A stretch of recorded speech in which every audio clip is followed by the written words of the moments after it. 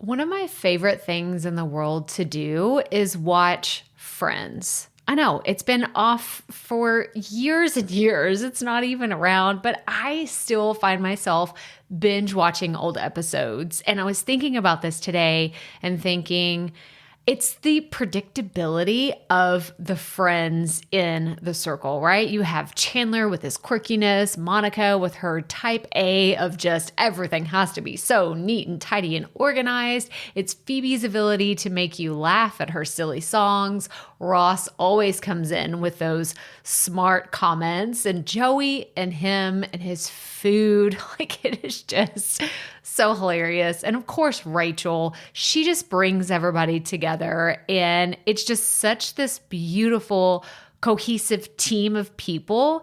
And it's why I wanted to come on and share with you today that I have an opportunity for you to find your friends in the content creation space. So if you are thinking about creating your first or your next digital course, I don't want you to miss this opportunity because Amy Porterfield just opened the doors for registration for her Course Confident Bootcamp. And I'm actually offering a special bonus for anyone that registers for the Course Confident Bootcamp through my special link. So I want you to go to crystalprofit.com/Amy-bootcamp to register.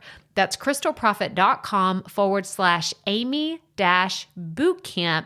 And what you're going to find when you get there is I have this special bonus private podcast series. It's called Money Mindset for Creators. So I want you to go register for Amy's bootcamp, download the podcast, and immediately start listening to it, because what this training is set up to do is to help you get your mind right about monetizing your content, making money so that you can fuel your content creation dreams. So go to crystalprofit.com/Amy-bootcamp to register for Course Confident. And I cannot wait for you to find your friends and find the people that will be there for you. Do you see what I did there? Yeah, nice little friends segue connection.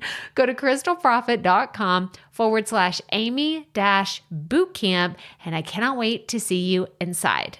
Okay, let's get into today's episode. There's one particular love-hate relationship that we need to talk about today. And that is launching. Yes, it's one of those necessary evils that we all have to go through whenever it just comes to launching and putting your stuff out there. If it's content creation, if it's your next digital course, if it's a book, if it's an event, if it's your business, launching is something we all must do. So I'm so happy to bring onto the show today a launch expert and someone who specializes in getting online programs out into the world, because I know that this is something that so many of you have told me, all right, I'm creating content. Now I want to monetize. How can I make that happen? And if you've listened to the podcast before, you know I am a big fan of online coaching programs, digital courses, and selling workshops and other types of programs that meet people where they're at and gives you the ability to help them along their journey. So Carrie Flynn is the owner of Virtual Simplicity, and she specializes in helping clients get their programs up and running by helping them get them created, designed, and ready to launch using their specialized SEEN method, which means simple, easy, efficient, and now, so that they can launch and maximize their profits. And Carrie was so fun. I loved having her on the show. Like, we instantly became close friends because I was like, oh my God, I get you and you get me and I feel seen. We talked about the down and dirty about launching, some of my own experiences and what it's been like. And she just was such a fun person to chat with. She's also someone that loves yoga, her daily coffee, British TV shows and movies, and college football. Go Gators. She's been married to her husband for 16 years, and together they have 2 daughters, and they all live just outside of Mount Dora, Florida. So enjoy today's conversation with Carrie. Welcome to the Profit Podcast, where we teach you how to start, launch, and market your content with confidence. I'm your host, Crystal Profit, and I'm so excited that you're here. Thanks for hanging out with me today, because if you've been trying to figure out the world of content creation, this is the show that will help be your time-saving shortcut. So let's get right to it, shall we? All right, Profit Podcast listeners, I'm so excited for today's guest. Welcome to the show, Carrie. Hi, how are you?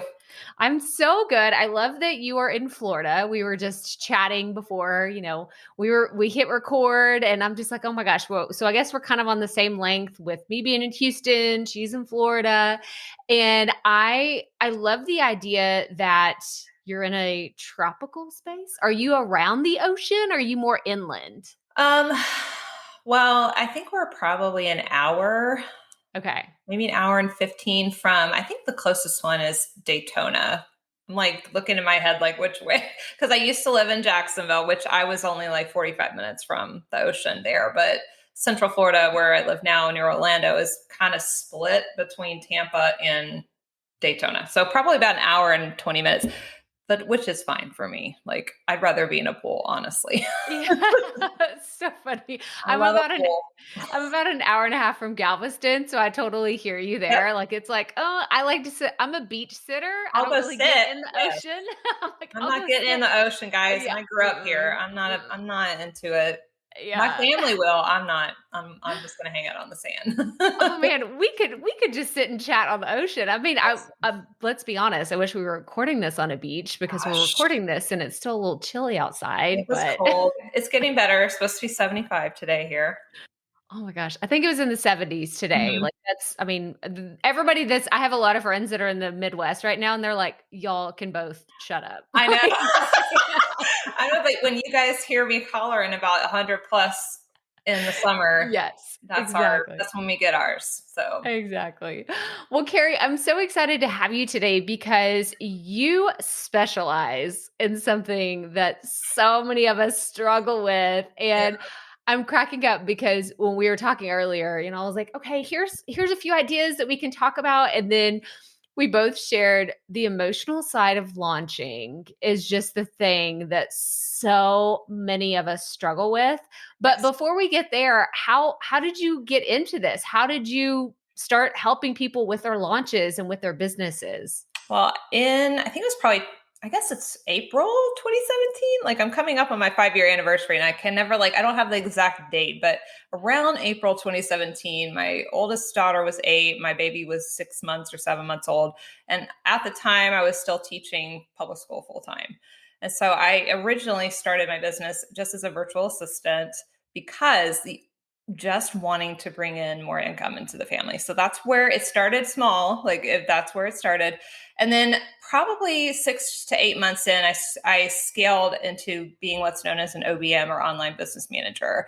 And when I started working with clients in that capacity, it wasn't like purposeful. I sort of just happened into working with clients who had programs and they were launching something else. Like it could be they were launching their group coaching or their course. And a lot of them also used Kajabi. And so I ended up learning all about the launch process, good, bad, and the ugly, just by working with those clients on an ongoing basis. I learned a lot about that process. And then I also learned about building out the different pieces of stuff you need for launches because I was the one doing a lot of it in Kajabi. So it was it was on the job training. So for about 2 years. And then I think in 2020 was when we really leaned into actually offering things as a separate service. So not just helping our one-to-one clients, but people needed help with launch support, strategy. Like they needed help with setting up all the pages or the tech and the automate. There's so many things that go into launching. I'm nodding so hard right now. I'm like, it's a lot of yeah. things. And so we started offering those as just project-based versus just for, our one-to-one clients. And last year, I actually went and got certified as a certified master marketer and then a certified launch manager. So I got a lot of professionally developed stuff in 2021 to sort of help us with that. So it's been a lot of fun. But I am a pretty calm person because I've been through a lot of every type of launch, big and small, successful, failed, like all in the between. So I don't get as ruffled by a lot of it anymore. And so that I think that's why I enjoy seeing other people be able to actually put their idea out there and find some success. That's a lot of fun for me. Just getting them to the finish line is a big win for me. Oh my gosh. And I can't even tell you how many times like I have sat back and thought, I'm so grateful that I launched the very first time that I did. And we'll chalk that one up in the failed launch category. But Pretty normal. just so grateful that and I tell people this all the time when they ask about launching a product, launching a book, launching a Mhm. program, anything. It's like once you do it the very first time, you no longer have this fear of like, I have to do this launch and I have no idea what's going to Right. happen. I don't know what to expect. And so there's a lot of people listening that are either in the process of launching their podcast, they're launching their online business, and they're just really in their own head. Yep. So can we talk a little bit about like, is there any one specific advice that you give to your first time launchers? Like they're brand new, maybe to the industry of having something online or creating content, anything like that that comes to mind for a brand new launcher? Yeah. Well, the first time you do anything, I always try to remind people it's really to validate an offer. That's just even if I've had people have like 6-figure first launches. That does happen. It's not normal, but it does happen, and that's exciting when it does. But normally, it's to validate the offer. It's to prove that whatever thing you're putting out there is an actual solution to a problem that your people have. So that's important to keep in mind. Number one is that, and number two, I would say, is you have to think about the goals that you're setting and they need to be realistic. That's another thing that I think people get. That's what causes some mindset issues for people is they're not really basing their monetary or financial goals or whatever goals off of something that's really a good metric that you can actually somewhat predict, I guess. And that can be difficult for people. And then they think they failed when really that wouldn't have been achievable from the beginning. So if you have, for example, a very small email list or no email list, like you can't expect to have the ideal that you're going to sell 3,000 people into your course. I mean, magic happens, but it's pretty unlikely that's going to happen the first time, and that's okay. So I see a lot of first time people who are really beating themselves up because they only had 6 people join, and I'm like, but you had like 100 people on your list. That's like freaking great. 6 is really good. So it's a starting. That means it's a validated offer, and now you're going to like use that information to take you to the next step. So that's the big one, I would say. Don't Yeah. No more unrealistic goals. And like where do you think that comes from? Do you think it comes from because I know that I've been in the online space about since 2017, 2018, like whenever I really was like, okay, I'm going to do this, I'm going to learn, I'm going to invest in programs that are going to teach me Yeah. how to do this really well. And oftentimes I will see some testimonials come out that are just like, oh my gosh, like that's what I want. I want this gajillion-dollar business because they did it on their first try and I can do it too. So do you think that, some of this mindset of unrealistic expectations comes from unrealistic testimonials? Like, or where do you think that that's like grounded in? It could be unrealistic testimonials. It could be that they're looking at the wrong thing. Mm. So I think sometimes when people get into it could be a program or something that they're gonna, and I'm not gonna call out any specific program because it's marketing is important and testimonials are you should use testimonials, everybody. Like that's important for marketing. But sometimes when you are newer, especially when you don't have an audience anywhere or if it's newer, it's very common for people to look at someone else who's maybe been in the game a little longer or who's launched this insert thing 4 or 5 times. Or I have had a client who they did have an audience because they had spent many years building that audience up and then launched a course. So they actually did a lot of legwork, and that's why they had more success the first time around, which is not always the case. So I think that it's a lot of comparison that happens with people. I hate to call it imposter syndrome, but maybe it's just they're looking at other things and you don't know what somebody else, like especially somebody like Amy Porterfield, for example, she's been in business a long time, has been doing this launch many, many years, and has a lot of people to help her and support her. And she's constantly learning from all of her launches and then taking that information and implementing it and improving it. And so she hasn't really changed a lot of what she's offering. She's simply taking the information and improving it and improving it and improving it. And that's probably what it is you're looking at somebody else who might be further along than you are and thinking that you can get there the first time when that's maybe not the case. And that's okay. Yeah. It's a long game. It's a marathon. It's really not a sprint.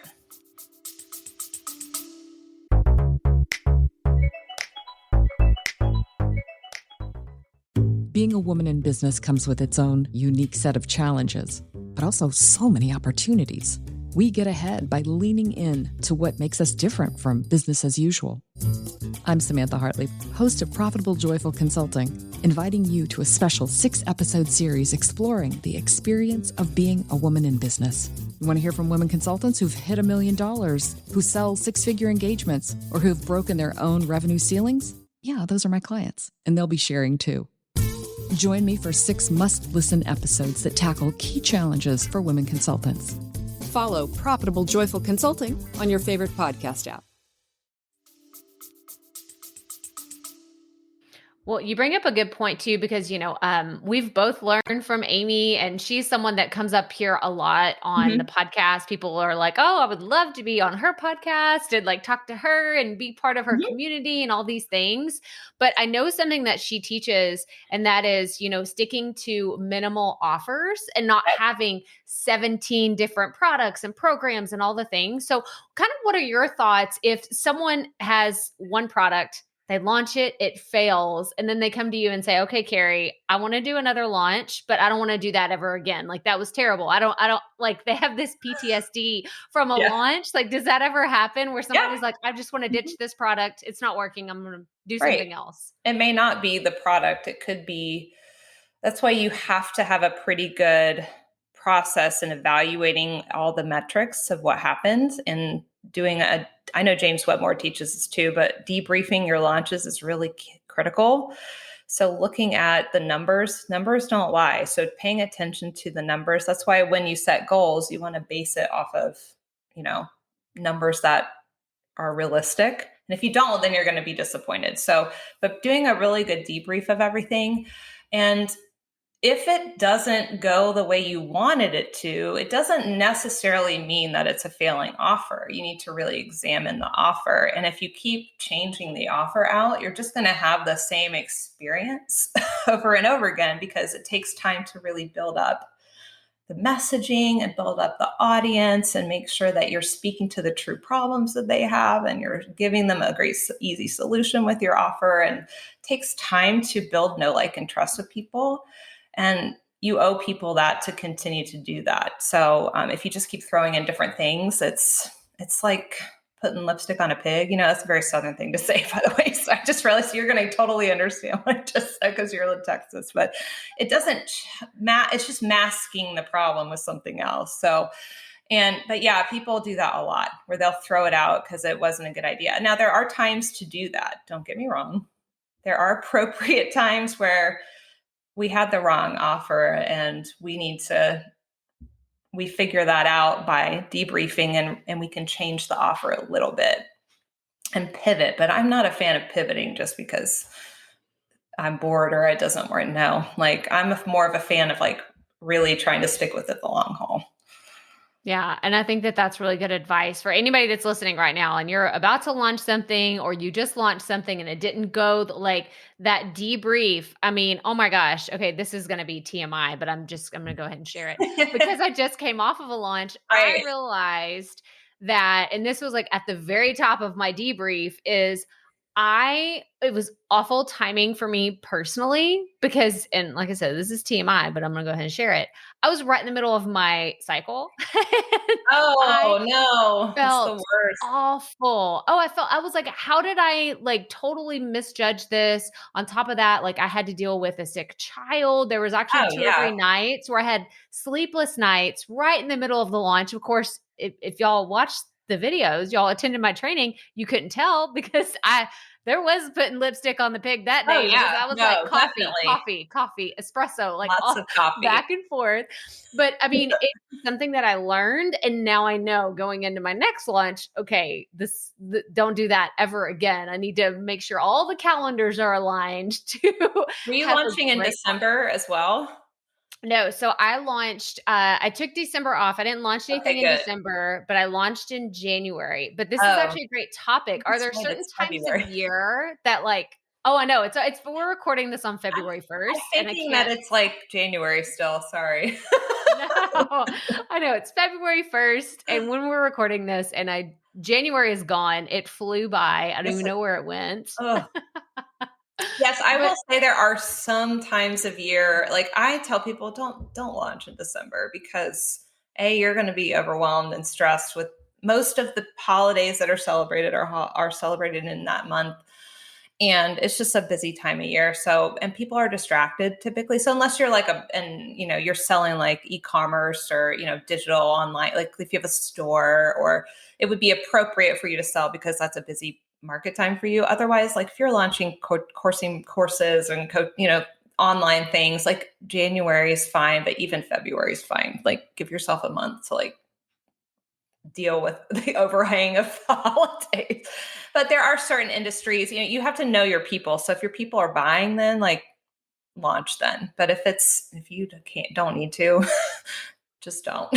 Just avoid. yeah, Or if they're like during the election years, I'm like, guys, don't run ads during like the second week of November. Just give it 2 weeks and start yeah, up this, right? You just like in 2020, I was like, y'all don't like just skip November. I was like, it's not even we worth it. stopped like the second week. I was like, give it a couple weeks. It's gonna be rough. Yeah. So all my friends from Canada were like, what's going on? I'm like, just give it some time. Like the ads were so expensive. So you just have to pay attention to what's happening and pay Yeah. attention to how you're feeling too. If you're feeling like not well, then you can pivot if you need to, if you're not good. Like it's hard.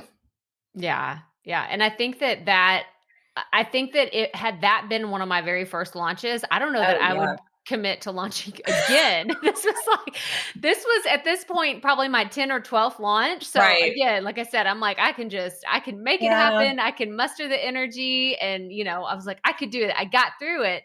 But I want to go back to what I see very often because I'm a part of a lot of online communities. There's people in our community that will get really excited about a launch. Like it's all the build up, all the lead Yeah. up. They've been spending weeks, maybe months working on their launch. And it's like the 24-hour period right before cart opens or they actually launch and all the feelings come up. Oh yeah. All the like, I Yep. don't know that I'm ready. Should I really do this? I feel like I should push it back, like all the things. So, can you talk to us about maybe some advice that you could give to those people, or what would you say to a client if they came to you and like, Carrie, I'm not ready. I don't know that I can do this. Well, the emotions, I think we call it launch emotions. They're very real. And I can typically predict like almost to the day, like how somebody's going to behave when I'm working with them, when we work with them one-to-one anyway. It's pretty, because everybody does the same stuff, which is like total, like questioning life, like the day before, like just questioning everything. Are they going to buy? And then it's like super exciting. And then if like a million people won't buy on the first day, by day 2, they're panicked. They're like totally losing faith in humanity. So like that middle, like 2 to 3 day 2 to 4 is like just feels terrible. And then it's like excitement again, because human beings always buy on cart open or close. It's like something about, I don't know why, but we all do it. And then like the 4 days in between, it's like really quiet and kind of slow and trickles in, and people freak out during that like 3-day kind of dead zone period.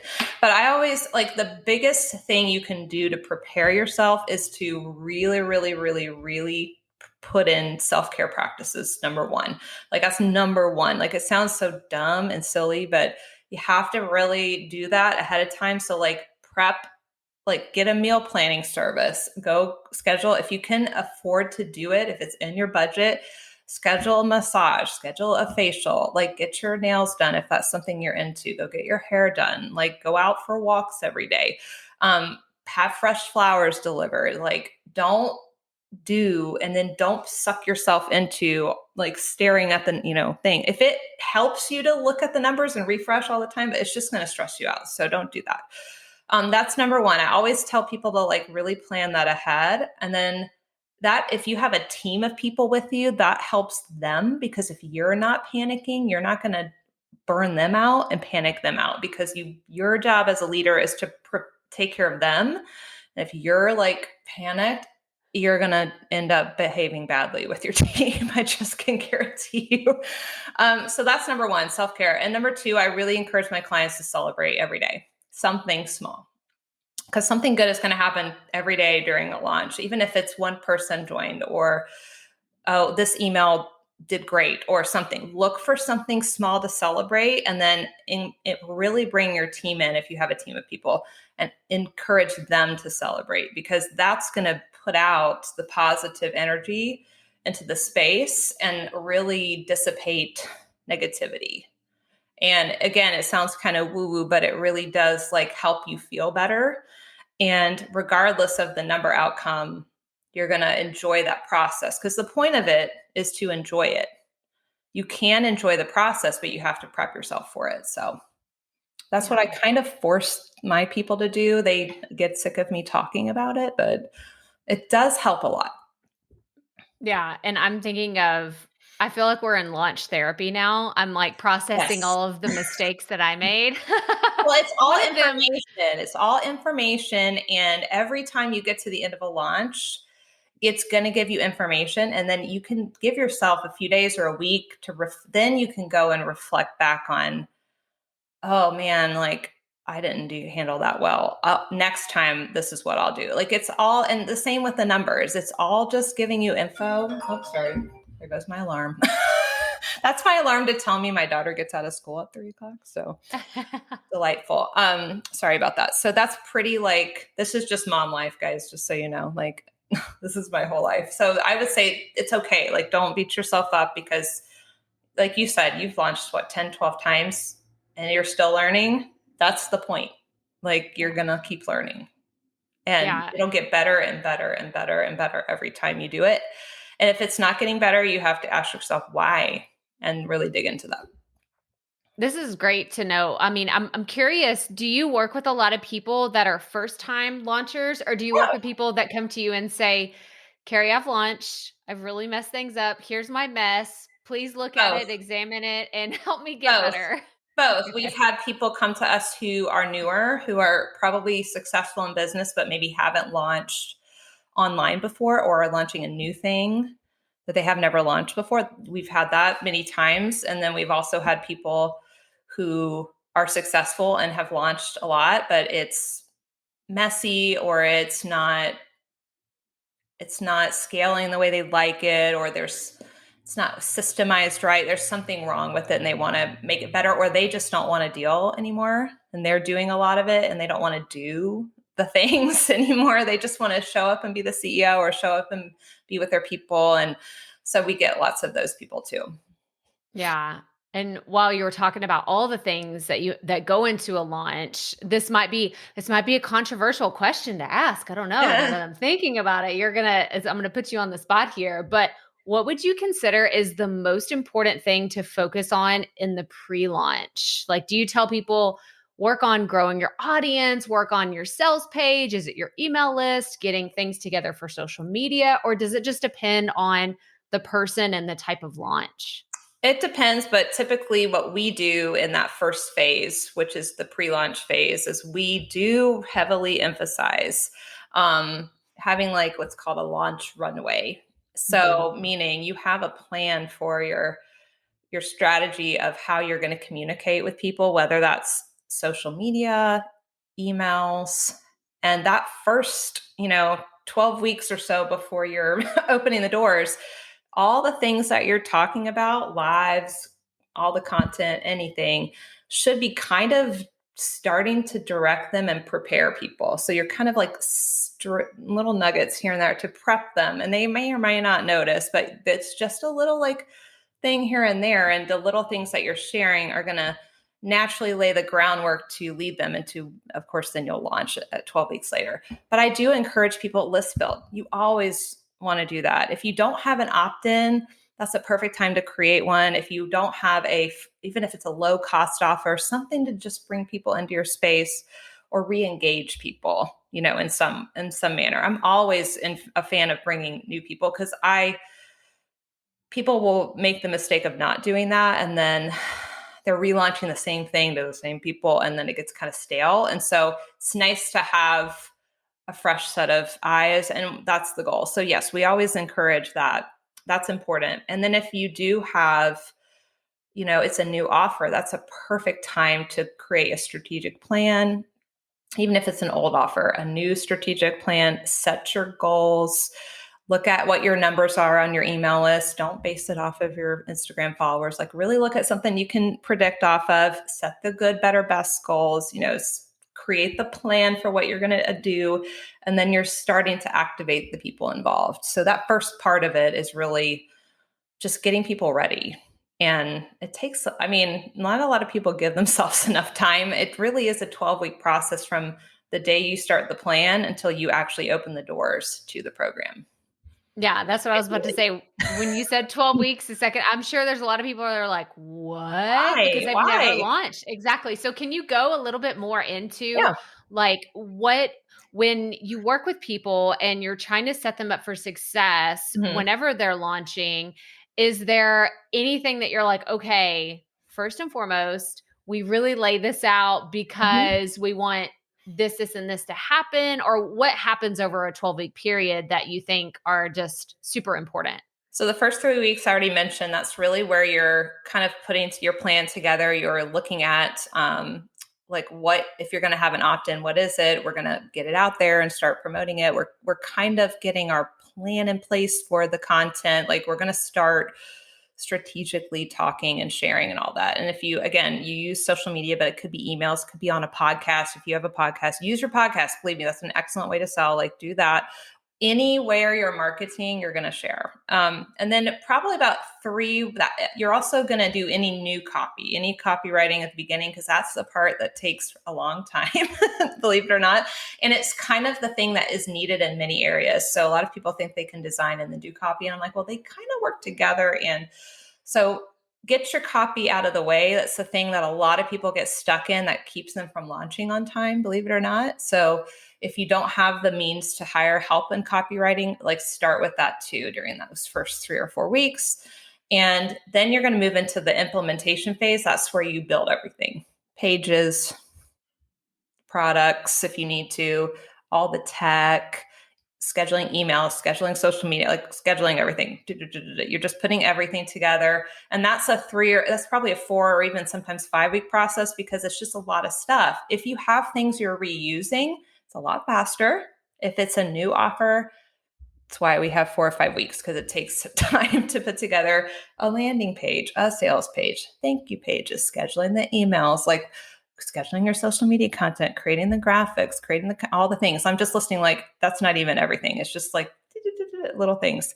And then really the last phase is when you actually do your sales event. So if I have clients that do private podcasts as a sales event, webinars, workshops, challenges, whatever you're choosing to do.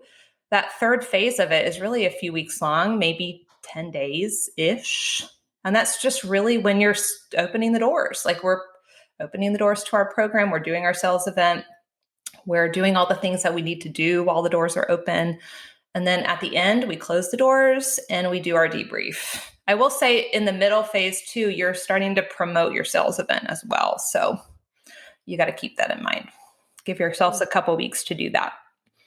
Well, y'all, I hope that you understand what Carrie just gave you. Well, like go back and listen to everything that she just said, because that was, I'm nodding along so hard. If y'all can't see me, because it sounds like a lot. It is. Yeah. but it also is very effective if executed properly. Yep. But I know that there's a lot of people listening, you've talked about, your team or having a team, but you've also done launches as a solopreneur, Mhm. right? And is there any one thing that you're like, okay, if you had to spend so much, if it's just you, but Yeah. maybe they could hire a VA to just help Yes. in a few areas here and there. Do you have any recommendations on where to start with that? Man, you can really just know you can really start small. I mean, I've had clients, this is going to sound very counterintuitive to what I just said, but I'm all for like imperfect action and then you can make it better. So, what I just explained to you is typically what I do with our one to one clients. And then we also teach people how to do on their own. Or I do it in intensives with clients if they hire me to do it with them. But you don't have to have any of that at the beginning to be successful. If you have something you want to beta test, it's new. I've had clients literally kind of build a sales page on a Google document. It's very, very minimalist. And they put together emails for their email list, and they had maybe an opt-in that they were list building, and then they were doing some sort of organic social media. It wasn't anything fancy. They didn't have 30 different emails. It wasn't anything crazy, but they just started talking about it. And sometimes I'll tell people to do that. I'm like, all right, you have this thing. Okay, cool. I want you to just start like selling it tomorrow. And we'll just like, that's going to validate it and give us some info. And then we can prepare for a bigger launch, especially if it's a smaller product. You really want to know if it's validated or not. Just put it out there. Let's just go. Yeah. Yeah. I mean, I literally have a client right now and she's amazing. And she just didn't have the time to finish the sales page, but she had it on a Google Doc. So she just started putting it out there, and it was successful because her messaging and what she was saying was resonating with people. And it was a solution to a problem that they had, but she just didn't have the page. She didn't have some of the pieces. Don't let the implementation part stop you from, putting your stuff out there. You can really start messy, and then you can really grow and do it. You can go from level 1, 2, 3, 4, 5. Like, you don't have to have all the fancy tools that Amy's probably using in her launches, for example. That is not a requirement for success. She didn't have those when she started DCA, I can guarantee you. So just you sort of ease in as you go and build. It's like stair steps.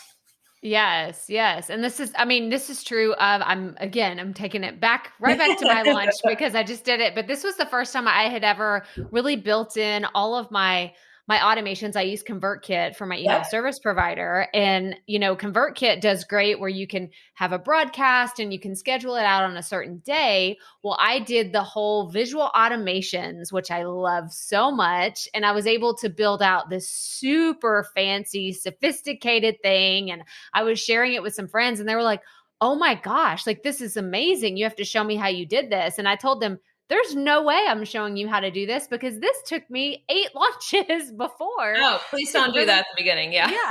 No, this is not my first launch. This is like 4 years in. I'm Mhm. finally able, and like, this is what my question is going to be is, what type of confidence, like the compounding confidence from someone that is just getting started, like you said, they're launching really scrappy versus someone that's done it a few times and they're like, okay, like I think that I can do something a little bit more challenging. Is that typically what you'll see happen yeah. with people that launch? There'll be more, the confidence is when you have a validated offer, when you know that it impacts people, it makes you more comfortable taking, not risks with the launch itself, but they're more comfortable trying maybe unique and different sales events or different ways of doing things, or maybe playing around with something, just to see what happens. They're more willing to test. And that's great. And also they're more willing to like lean into and amplify what their strengths are. A lot of people at the beginning aren't as comfortable doing that because they want to do what works, what they think works. And as you get more confident and more successful meaning like the offer is, really helping people, that's when you can see people really get much more comfortable in what they're supposed to do. And they're more willing to let go of stuff that they don't need to do. And they can get help and support and try tech, new automations. They might try new emails. There's much more comfortability. And then if it totally bombs, you're like, okay, well, let's go try. That didn't work. Get rid of it. And they're more willing to evaluate the info, and they don't get personally offended by it either very often. They just go, oh, well, that sucked. And okay, now we're going to do this. We're not going to do that again.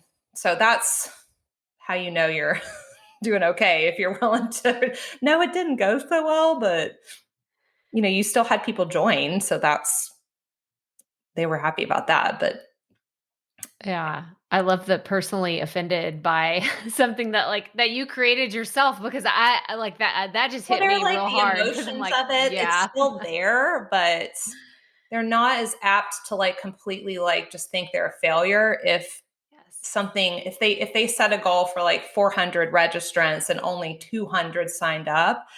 They're not necessarily gonna get just totally emotional. They're going to go, okay, well, was that a realistic number? Oh, but yeah, I only had 200, but 75% of them showed up live. And so they're going to look for the thing to which that happened with someone recently where she had a goal of 400, she had 150 sign up, which wasn't her goal. But then she had of the 150, 100 of them were live, which is wow, super high show up live to a webinar rate. Just so you were wondering, it's usually 20%, and that's 70% or 80%, which is very, very high. So that's something to celebrate. So she was like, okay, well, that didn't work, but this is really positive. So you just automatically are looking for the wins. And then you change, and we just immediately pivoted right out of that into, okay, well, let's see what we can do next time to improve. And that's what we did. That's awesome. That's awesome. Oh my gosh. I'm just yeah, that would be incredible to have that many people live and they bought from you. What? And it's a higher, and hers is not a course. We're talking a higher ticket, 8-week coaching program. So this is a big ask, but, having out of those people, 10 or 15 apply, and then, 6 sign up. It's a big deal. I was happy about it. I was like, this is good. Heck yeah. You're like, this is a win. We're going to I'm happy this. with it. But I'm all for setting, best goals, BHAGs, big, hairy, audacious goals. Nothing wrong with them. Just don't tie your whole life to them, because we like to stay in the real world too. Yes. We can predict.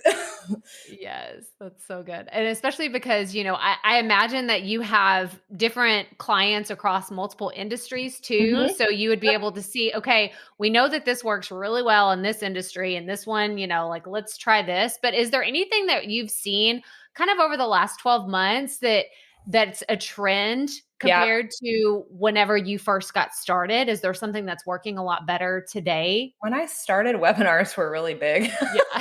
They still work. Don't get me wrong. I will say people are much more comfortable trying different sales events now, which I love, because I feel like you got to do what works for the people you're serving. And not everybody is going to benefit from or can show up to a webinar. So if you're servicing mothers, so I have a friend who her business is servicing homeschool women who homeschool and are entrepreneurs. So showing up live is very challenging for them. And so she's really done a nice job of thinking outside the box. And I have another client of mine who does private podcasting, because that has been very effective. And so instead of doing a webinar, she's doing what she would teach in a webinar in a private podcast over 5-6 episodes.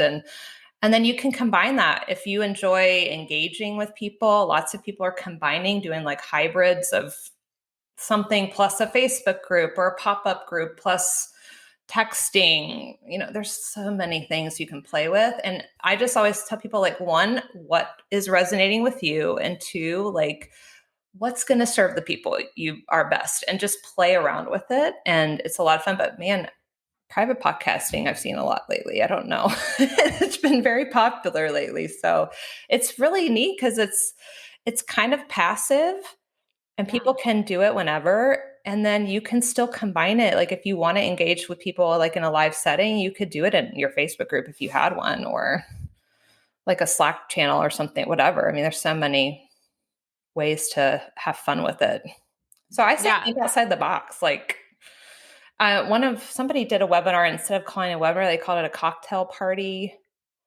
Like over the holidays, she did something and that was real cute. And so everybody came to the thing with cocktails, and she still did her webinar, but it was fun. And so like, there's ways to like jazz it up, and, I thought that was cool. It's a cocktail party idea.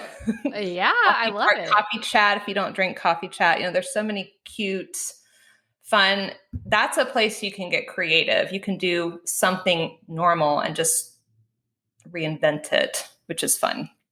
And again, if it totally is like, then you just move on and try something else. That's something you can play with as your sales event a little bit. I love that. Oh my gosh. You just gave me so many like fun ideas, because I've been thinking there's a million more out there that I'm sure I haven't heard of, but those are my favorites recently. But this is what's so fun, because this is an ever-changing, ever-evolving industry. And so if somebody's listening and you're just getting in and you're like, oh my gosh, like I have 1,000 ideas, like Carrie just said, pick one that really resonates with your personality, who you are, and a way that you can actually deliver to your audience and feel confident about it. Because I will see people that come to me like a deer in headlights, and they're just like, I don't want to be on camera. I don't want to do this. And like you just said, you could do a private podcast. You can do an email series. Yep. You can do a video series if you have YouTube. Like there's lots of ways, or just go live on your Facebook if you are comfortable. Like you don't have to do it on Zoom. Like there's lots of ways to do it where you're not not uncomfortable. Always challenge and push yourself, of course, because that's important, but you don't have to start out doing a fancy webinar that's like 90 minutes long, if you don't want to. Yeah. Oh, this is so good. We've mentioned so many awesome tools, and now I'm thinking of, what's your like favorite launch tool? Like the thing that you're just like, I could not live without this one launch tool. I don't even know. That is so hard for me. Okay. Cause we usually will combine multiple things. So my favorite one that I work in for hosting things is Kajabi. That's my favorite. So if you have a course, if you have a membership, that's my like go-to. My favorite still. It has a wonderful customer experience on the customer side. So that's my favorite for that. I do love, I'm trying to think what's the other thing we've done recently that I really liked. Video Ask has been a lot of fun for me lately. And you're probably like, what's that, Carrie? It's this Typeform owns it, which is Typeform is like questionnaires and stuff. But you can put on your sales page, it looks like a little circle of your face talking to them, and they can ask you questions. You can also embed these really cool like videos of you just like on a thank you page. You can send them in emails, and it's just a way to kind of increase engagement with people. And you can just video yourself doing like these short clips where you're, instead of just emailing them questions, you can ask the questions. And then one of our clients has had a lot of success with more engagement and increase the show up rates for webinars or for live events. And you can put them in your funnels. Like there's a lot of play with it. So I highly recommend, and it's really not super expensive monthly. It's not a huge investment. So if you're comfortable with video, highly recommend. Very, very effective. It's a lot of fun too. I've been playing with it for my own business too. This is so good. So I can tell you a quick story about Video Ask, because I got an affiliate. I was doing an affiliate promotion last year, and I tried it. I just did the free trial of Video Ask. I was like, I'm going to see, I had some talk about like some buffer time in my 12-week launch plan. I was like, I had like a day or two where I was like, what else could I do? And that's what I did. I did a Video Ask, and actually I got a sale from it, even though I had no idea what I was doing. It's very effective. And I was like, I had heard of it and hadn't really done a ton. And then I just recently started working with a client a month or two ago, and she has a very robust Video Ask. And I was like, this is the best thing I've ever seen. But I just think it's cool. You can embed it on your pages. So if you want to have like, instead of having like the little mini chat thing, it's like, it looks like your face, and you're just like, it's funny. It's like, it's interesting. It makes people want to click on it. I don't know. Yes. So you can do that, which is a little more advanced, or you can literally just record a video of yourself, and it can embed it in the email. It works in ConvertKit really well and other things too. Oh, that's awesome. Well, we're going to have a link to Carrie's favorite tools, and I'm going Yes. to throw I in don't know if some they that have I've tried as I don't well, know if they have for an sure. affiliate, but if they do, you should get, everybody should be an affiliate of Video Ask if they have one. I don't know if they do. Well, Oh, this is that's so awesome. awesome. I really appreciate you sharing all the amazing launch knowledge. I feel like this was a masterclass in launching, and people are going to come back before they launch and they start planning their strategy. But I want to ask you a few rapid fire It was fun. questions if Yes. you're up for that. I hope Okay. I can have good rapid answers. Okay. Well, the first one is, what piece of advice would you give to a brand new content creator or someone that's just about to launch? Okay. If you're new, just make sure you have somebody in your circle that can be like a support person for you. And that's not very sexy, but you need somebody to kind of be able to go to and vent to. So if you're a new content creator, somebody that, somebody that you can trust to talk to. And then if you're new, you need to get investing in yourself. That's just a given. Like, you can use all these awesome tools and get all the tech and all the things, but at the end of the day, like, nobody got here alone. If you're in any success, nobody got there by themselves. So if you haven't already invested in some coaching or a paid membership or something, please do that like ASAP, because you'll have some additional support for your launch beyond just the strategy and stuff, which is important. But make sure you invest in yourself. Make sure you have somebody to support you. That's a peer. Very That's important. great. That's great. And no, I totally agree. I think that that's fantastic advice. Okay, the next one is a two-part question, and it is, what is the dream podcast you would love to be on, and who is the dream podcast person that you could interview? Oh, I don't know. That's hard. Okay, I do really love.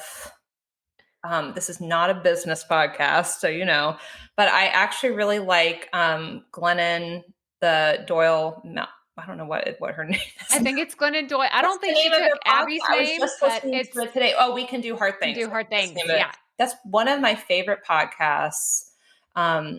I love that one so much, and I would love to either be on it or interview them, because I think they just cover super cool topics. Another podcast that I would love to just like vibe with is actually really like Armchair Expert. Again, not a business one. I'm terrible. Like, I listen to podcasts that aren't always business related, but that or Brene Brown's podcast probably, because I feel like I could just gab on for hours because they have such interesting topics, and that would be a lot of fun for me. Well, you just listed some of my My favorite top podcasts 3 too. So every it's day. perfect. I It's do like The perfect. Lazy Genius as well. I think it's called The Lazy Genius. Hers is really good too. Oh, this is so good. Well, my last question is, do you consider yourself a perfectionist? Yes, which makes it very hard to for me to launch myself. So when I tell you I understand, I really do. And I'm a low quick start on the Colby, which is also just delightful. Oh, that's so funny. But I think that it's fantastic that you have this experience that you can bring to the table to tell people, like, look, I truly understand what you're Hard. going through when I you're really do. launching. Yeah. It's so hard So I for think me. it's great. I have to push myself forward every day, or I just won't go anywhere. So I really get it.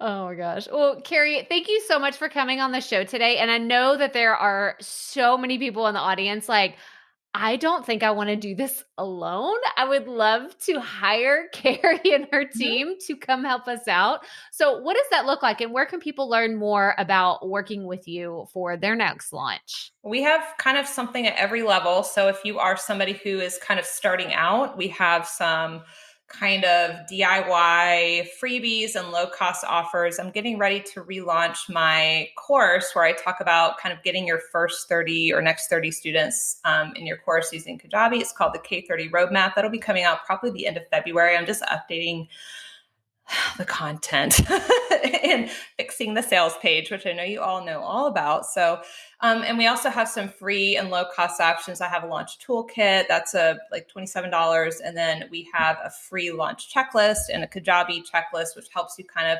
check off and get all the things in order for your launch, or get all the things ready to, if you use Kajabi to do all of your implementation tools. I have that.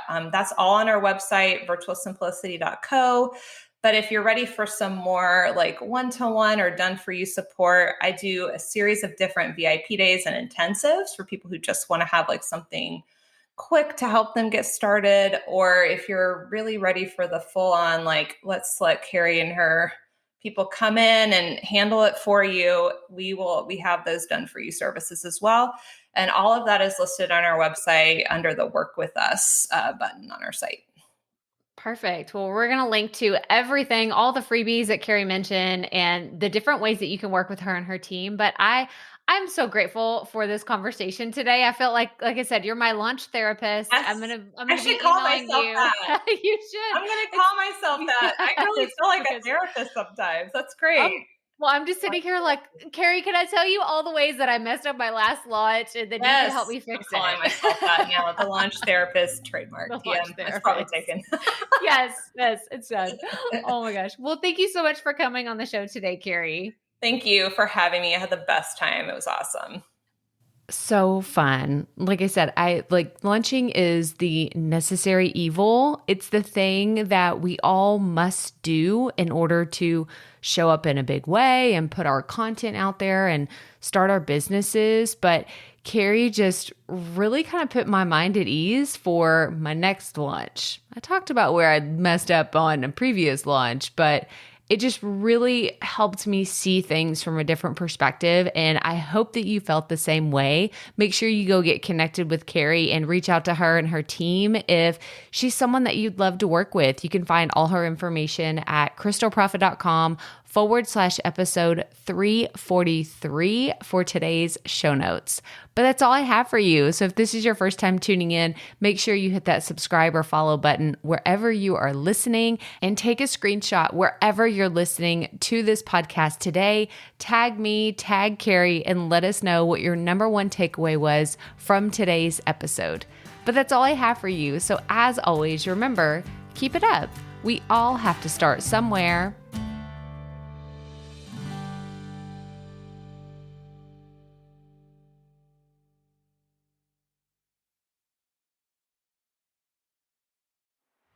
Hey, Profit Podcast listeners. Thanks for sticking around to a little bit after the episode to hear this special message because I want to hear from you. We are starting a new segment called Fan Mail Shoutouts, and I want to hear from you and I want to hear your questions. What do you want to know? What questions have you been dying to ask me? So here's how to make this happen. Go to the app where you're listening to this podcast right now. Go there. I'll wait a second. Okay. Now, once you're there, you're going to see a hyperlink at the top of the episode description that says, send Crystal a text message. And that's all I want you to do. Send me a text. It could be casual, informal. It could be totally anonymous. Or if you want, you can include your name and the name of your podcast or content wherever you are creating, and I will give you a special shout out in an upcoming episode.